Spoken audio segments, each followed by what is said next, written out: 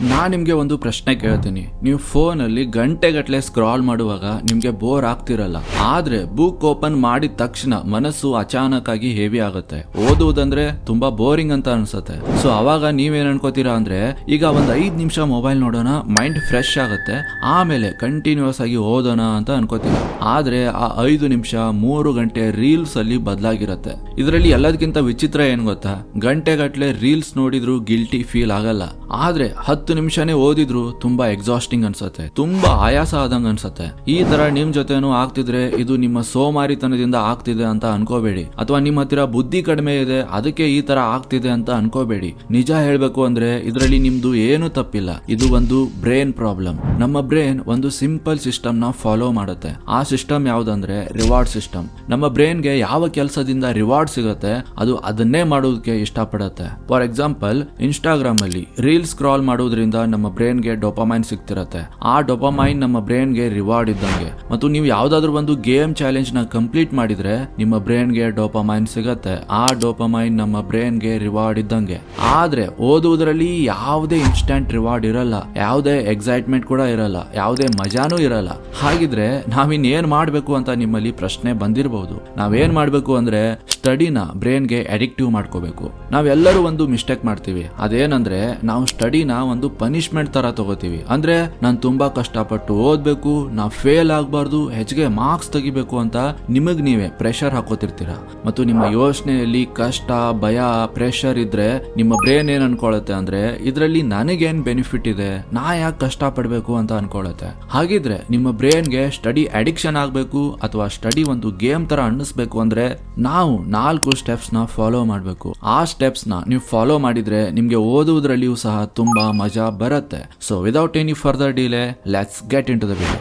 Step number 1, study is not pain. First ನಾವು ಒಂದು change ಮಾಡ್ಕೋಬೇಕು. ಅದೇನಂದ್ರೆ, ನಾವು ಸ್ಟಡಿನ ಪನಿಷ್ಮೆಂಟ್ ತರ ಟ್ರೀಟ್ ಮಾಡ್ತೀವಿ. ಸ್ಟಡಿ ಅಂದ್ರೆ ಸ್ಟ್ರೆಸ್ ಅಂತ ಅನ್ಕೋತೀವಿ, ಸ್ಟಡಿ ಅಂದ್ರೆ ಪ್ರೆಷರ್ ಅಂತ ಅನ್ಕೋತೀವಿ. ಬದಲಿಗೆ ನಾವು ಇದನ್ನ ರಿಪ್ಲೇಸ್ ಮಾಡಬೇಕು. ಅಂದ್ರೆ ಸ್ಟಡಿ ಅಂದ್ರೆ ಒಂದು ಗೇಮ್ ಅಂತ ಅನ್ಕೋಬೇಕು, ಸ್ಟಡಿ ಅಂದ್ರೆ ಎಕ್ಸೈಟ್ಮೆಂಟ್ ಅಂತ ಅನ್ಕೋಬೇಕು.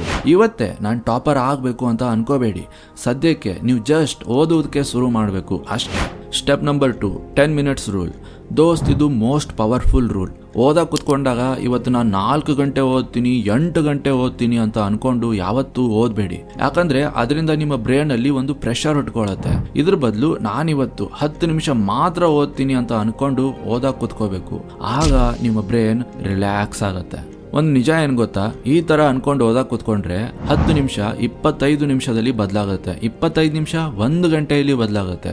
ಯಾಕಂದ್ರೆ ನಿಮ್ಮ ಬ್ರೈನ್ ಅಲ್ಲಿ ಯಾವುದೇ ಒತ್ತಡನೇ ಇರುವುದಿಲ್ಲ, ಅದರಿಂದ ಅದು ಆರಾಮಾಗಿ ಓದುವುದರಲ್ಲಿ ನಿಮ್ಗೆ ಸಹಾಯ ಮಾಡುತ್ತೆ. ಇದು ಯಾವುದೇ ಮೋಟಿವೇಶನ್ ಅಲ್ಲ, ಇದೊಂದು psychology. Step number 3, the dopamine hack. This step is extremely important. ಪ್ರತಿ ಸ್ಟಡಿ ಸೆಷನ್ ನಂತರ ಒಂದು ಸ್ಮಾಲ್ ರಿವಾರ್ಡ್ ಫಿಕ್ಸ್ ಮಾಡಬೇಕು.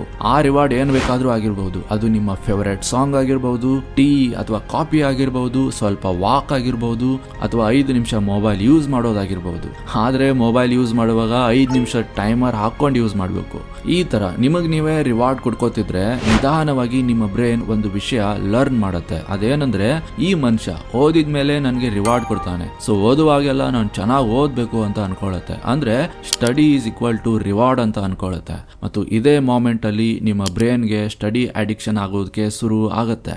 Step number 4, same time same place. ಪ್ರತಿದಿನ ಒಂದೇ ಸಮಯದಲ್ಲಿ ಓದಿ, ಪ್ರತಿದಿನ ಒಂದೇ ಜಾಗದಲ್ಲಿ ಓದಿ. ನಮ್ಮ ಬ್ರೈನ್ಗೆ ರೂಟೀನ್ ತುಂಬಾ ಇಷ್ಟ ಆಗುತ್ತೆ. ನಮಗೆ ಹೇಗೆ ರಾತ್ರಿ ಆದ್ಮೇಲೆ ನಿದ್ದೆ ತನ್ನಿಂದ ತಾನೇ ಬರುತ್ತೆ, ಹಾಗೆ ನೀವು ಪ್ರತಿದಿನ ಒಂದೇ ಸಮಯಕ್ಕೆ ಓದ್ತಿದ್ರೆ ನಿಮ್ಮ ಬ್ರೈನ್ ಅದೇ ಸಮಯಕ್ಕೆ ಸ್ವತಃ ಫೋಕಸ್ ಮೋಡ್ಗೆ ಹೋಗುತ್ತೆ. ಇದು ಒಂದು ಸಿಂಪಲ್ ಡಿಸಿಪ್ಲಿನ್. ನೀವು ಪ್ರತಿದಿನ ಫಾಲೋ ಮಾಡಿದ್ರೆ ನಿಮ್ಗೆ ಓದುವುದಕ್ಕೆ ಯಾವುದೇ ಮೋಟಿವೇಶನ್ ಕೂಡ ಬೇಕಾಗಲ್ಲ.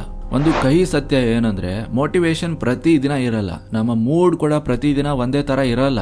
ಸೊ ಮೂಡ್ ಚೆನ್ನಾಗಿದ್ರೆ ಅಥವಾ ಮೋಟಿವೇಶನ್ ಬಂದ್ರೆ ಮಾತ್ರ ನಾನು ಓದ್ತೀನಿ ಅಂತ ನೀವು ಅನ್ಕೊಂಡಿದ್ರೆ ಅದು ನಿಮ್ಮ ಅತಿ ದೊಡ್ಡ ತಪ್ಪು. ಆದ್ರೆ ಒಂದೇ ಒಂದು ವಿಷಯ ಯಾವತ್ತೂ ಕೆಲಸ ಮಾಡುತ್ತೆ, ಅದ್ಯಾವುದಂದ್ರೆ ಸಿಸ್ಟಮ್. ಮೋಟಿವೇಶನ್ ಏನು, ಇವತ್ತಿರತ್ತೆ ನಾಳೆ ಇರಲ್ಲ. ಆದ್ರೆ ನೀವು ಒಂದು ಸಿಸ್ಟಮ್ ನ ನಂಬಿ ಅದನ್ನ ಫಾಲೋ ಮಾಡ್ತಿದ್ರೆ ನಿಮ್ಮ ಪ್ರೋಗ್ರೆಸ್ ನಿರಂತರವಾಗಿ ಆಗ್ತಾನೆ ಇರತ್ತೆ. ನಿಮ್ಮ ತಂದೆ ತಾಯಿಯ ಕನಸುಗಳು, ನಿಮ್ಮ ಸ್ವಾಭಿಮಾನ, ಭವಿಷ್ಯದಲ್ಲಿ ನೀವು ಬಯಸುವ ಫ್ರೀಡಮ್, ಇವೆಲ್ಲವೂ ಒಂದು ದೊಡ್ಡ ನಿರ್ಧಾರದಿಂದಲ್ಲ, ಬದಲಿಗೆ ನೀವು ಇವತ್ತು ಬಿಲ್ಡ್ ಮಾಡುವ ಆ ಚಿಕ್ಕ ಚಿಕ್ಕ ಹ್ಯಾಬಿಟ್ಸ್ ಮೇಲೆ ಡಿಸೈಡ್ ಆಗತ್ತೆ. ಒಂದೇ ದಿನದಲ್ಲಿ ಜೀವನ ಬದಲಾಯಿಸಬೇಕು ಅಂತ ಪ್ರಯತ್ನಿಸಬೇಡಿ. ಬದಲಿಗೆ ನಿಮ್ಮ ಹ್ಯಾಬಿಟ್ಸ್ ಗಳನ್ನ ಬದಲಾಯಿಸಿ. ರೀಲ್ಸ್ಗೆ ಅಡಿಕ್ಟ್ ಆಗಬೇಡಿ, ರಿಸಲ್ಟ್ಗೆ ಅಡಿಕ್ಟ್ ಆಗಿ.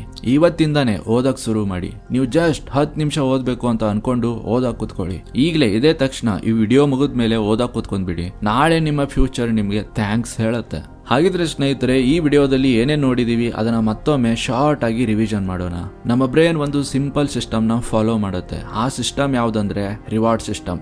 ನಮ್ಮ ಬ್ರೈನ್ಗೆ ಯಾವ ಕೆಲಸದಿಂದ ರಿವಾರ್ಡ್ ಸಿಗುತ್ತೆ ಅದು ಅದನ್ನೇ ಮಾಡುವುದಕ್ಕೆ ಇಷ್ಟ ಪಡುತ್ತೆ.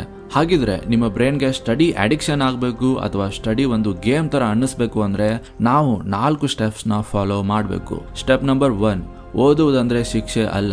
ನಾವು ಸ್ಟಡಿನ ಪನಿಷ್ಮೆಂಟ್ ತರ ಟ್ರೀಟ್ ಮಾಡಬಾರ್ದು. Step number 2, 10 minute rule. ನಾನಿವತ್ತು 10 ನಿಮಿಷ ಮಾತ್ರ ಓದ್ತೀನಿ ಅಂತ ಅನ್ಕೊಂಡು ಓದಕ್ಕೆ ಕೂತ್ಕೋಬೇಕು. Step number 3, the dopamine hack. ಪ್ರತಿ ಸ್ಟಡಿ ಸೆಷನ್ ನಂತರ ಒಂದು ಸ್ಮಾಲ್ ರಿವಾರ್ಡ್ ಫಿಕ್ಸ್ ಮಾಡಬೇಕು.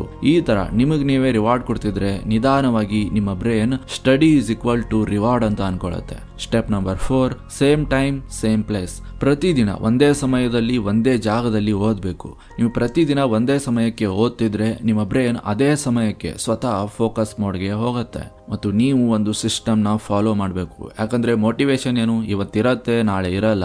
ಆದ್ರೆ ನೀವು ಒಂದು ಸಿಸ್ಟಮ್ನ ನಂಬಿ ಅದನ್ನ ಫಾಲೋ ಮಾಡ್ತಿದ್ರೆ ನಿಮ್ಮ ಪ್ರೋಗ್ರೆಸ್ ಖಂಡಿತ ನಿರಂತರವಾಗಿ ಆಗ್ತಾನೆ ಇರುತ್ತೆ. ಹಾಗಿದ್ರೆ ಸ್ನೇಹಿತರೆ, ನಿಮಗೆ ಈ ಒಂದು ವಿಡಿಯೋದಿಂದ ಸಹಾಯ ಆಗತ್ತೆ ಅಂತ ಅನ್ಕೋತೀನಿ. ವಿಡಿಯೋ ಇಷ್ಟ ಆಗಿದ್ರೆ ಲೈಕ್ ಮಾಡಿ ಮತ್ತು ನಿಮ್ಮ ಅನಿಸಿಕೆಯನ್ನ ಕೆಳಗಡೆ ಕಮೆಂಟ್ ಮಾಡಿ ಖಂಡಿತ ಹೇಳಿ. ಇದೇ ತರ ಇಂಟ್ರೆಸ್ಟಿಂಗ್ ವಿಡಿಯೋಸ್ಗೋಸ್ಕರ ನಮ್ಮ ಚಾನೆಲ್ ನ ತಪ್ಪದೆ ಸಬ್ಸ್ಕ್ರೈಬ್ ಮಾಡ್ಕೊಳ್ಳಿ ಮತ್ತು ಬೆಲ್ ನೋಟಿಫಿಕೇಶನ್ ನ ತಪ್ಪದೆ ಆನ್ ಮಾಡ್ಕೊಳ್ಳಿ. ಅದರಿಂದ ನಾ ಯಾವುದೇ ವಿಡಿಯೋ ಹಾಕಿದ್ರು ನಿಮಗೆ ಫಸ್ಟ್ ನೋಟಿಫಿಕೇಶನ್ ಬರುತ್ತೆ. And finally, thank you for watching.